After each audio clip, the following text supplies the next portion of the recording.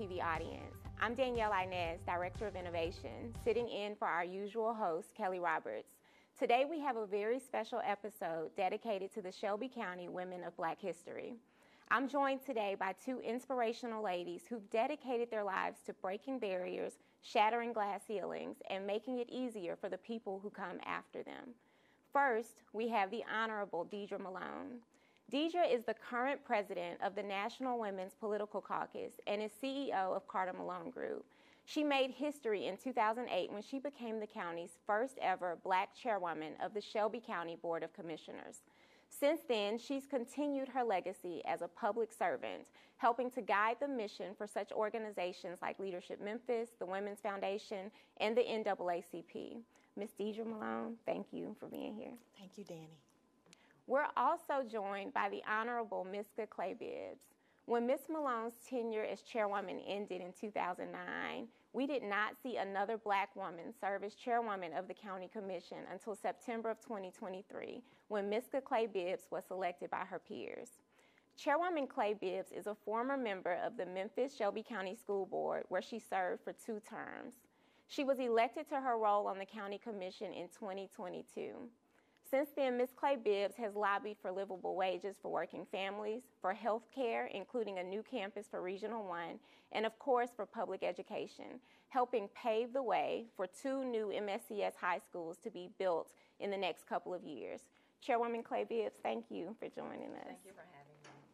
So ladies, I'm going to jump straight into the conversation. You both have shattered and continue to shatter glass ceilings. But Ms. Malone, during your tenure, you became the county's first ever Black chairwoman for our county commission. We'd never seen that before.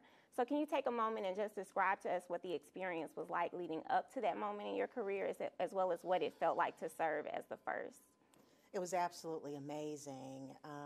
I did not know that it would happen, but at the time, the chair was, I want to say, Chairman Joe Ford. And Chairman Ford and I were close, and I told Chairman Ford, I said, you know, we need to make this happen. At that time, that was the term that the commission turned majority Democratic. So we had the votes to make it happen. And we were able to pull together the votes. I had served as the first woman to chair the budget committee. Mm-hmm. And so with that, you know, 5 years in, it was time. But I knew that the weight was going to be on me because mm-hmm. no one had done it before.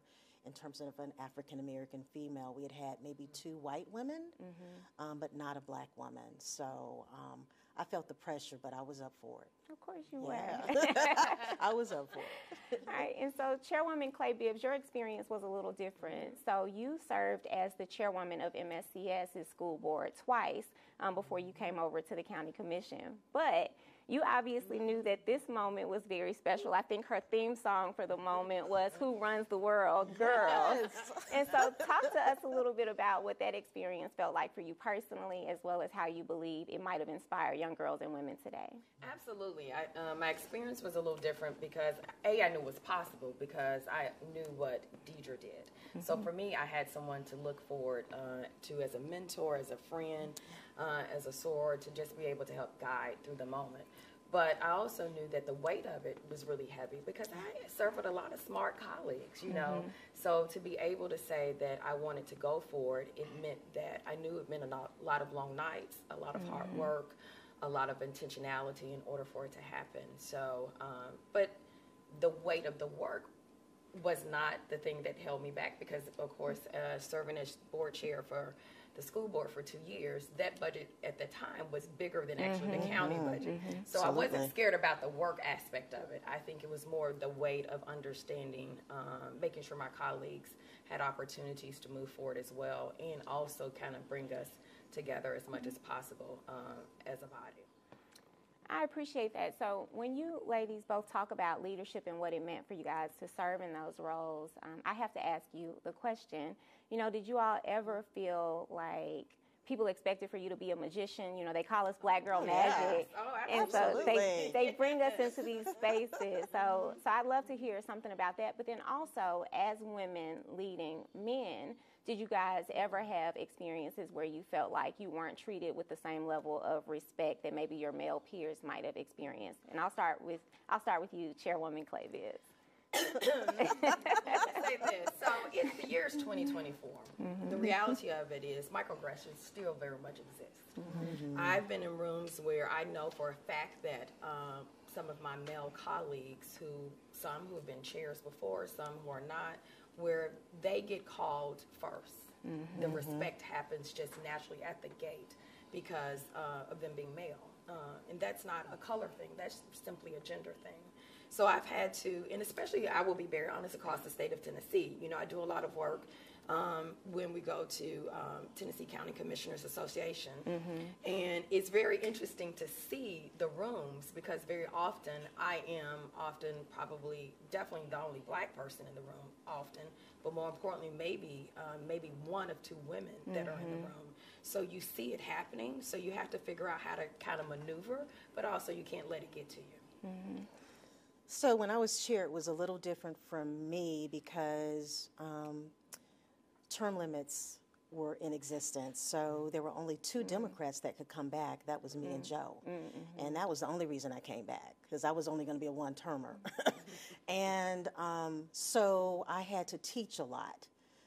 We had a whole new bunch of county commissioners. And then I wouldn't let them kind of talk crazy to me. Because I would talk crazy back. All right, so what about you, Ms. Malone? Have you ever felt like you were paying a tax for having the audacity to be ambitious, black, and female? All the time. I mean, you know, being elected and then owning a business, I didn't realize, I think I was a little naive, Danielle, because people would try and attack my business because of my public service. And affect my livelihood. And so if I did not have clients that knew and understood my work and knew the value of my business, then I probably would have had to shut down my business. So public service has a price. And I think, you know, women and men need to understand that. But it is a great thing to do to be able to give back to your community. But it does come with a cost. I thank you both so far for just being open and honest and candid in this conversation. So when we come back, we're going to talk about the weight of being the first woman, sometimes the only woman, or on occasion, one of just a few women in decision-making roles. We'll be back right after a brief break. Coming up. How do y'all stay so sane? It is a hard, you have to juggle, but at the same time, I think whenever I am in any situation, I'm still me. Shelby County, Tennessee was founded as an agricultural hub for the South. We're now an ag tech center for the world. We're on a mission to prepare the nation's next generation of leaders by providing world-class education, world-renowned healthcare, and a strong infrastructure to support the world's best businesses. Shelby County is more than a place for people to live. It's a destination where families can thrive. We welcome diversity, we celebrate our culture, and we honor our history. Welcome to Shelby County, or like we love to say, welcome home. Welcome back to One TV's Shelby County Women of Black History. I've been talking to the county's first Black Chairwoman of the County Commission, Deidre Malone, as well as the second and current Black Chairwoman, Miska Clay-Bibbs. Let's jump right back in. All right, so I am not going to ask you two ladies how y'all do it all. Just spoiler alert, everyone. They take their own priorities and they put that into their life, you know, in this phase of their life, and they make their decisions from there. But I am going to ask a question that I think women in leadership roles all want to know, especially as we've had this conversation today. How do y'all stay so sane? So, you know, Ms. Malone, you are a wife, you're a grandma, you're a member of a sorority, a very active member of a sorority in lots of organizations around town. You're the president of a national political caucus. Like, how do you stay sane while you do it all? It's hard, but you have to prioritize the work. I think family always has to come first. When I was elected, my sons were younger, And I often now ask them as adults, was I there enough for you? And my youngest son said to me, Mom, you were on the county commission, but you were the president of the PTA at Central High School. So you have to prioritize it, you know, the business. And then, you know, I'm going to retire in a few years and be a great grandma. A better grandma. So, but yeah, I mean, family has to come first, then the business. But if you can juggle it all, do it, because it's well worth it. Awesome. So, Chairwoman Clay-Bibbs, you started campaigning in a pandemic. You landed on a county commission where everybody doesn't always agree and interests don't always align. But I've really, really admired how you've navigated all of this work. So how do you separate your personal identity from your political identity? Or in other words, how do you stay sane? Number one is my faith. I stay really grounded in the fact that I am here to do the work that I know God called me to do. And if I didn't stay grounded in that, hence I would be insane. But I think too, Deidre's point is, it's for me, it's God first, then it's my son, as a single mother who had a very strong support system that I'm very thankful for. So I make a lot of time to make sure I love on that support system because they help get me through. When I was on the school board, my son, my first year, actually I was elected 3 terms, so my son was in 6th grade. Me. Yeah, 6th grade. You know, we started a brand new charter. No, nothing like starting brand new school districts. He was in 6th grade, but my question to him was, when I decided to do that work, was, are you going to be okay with this?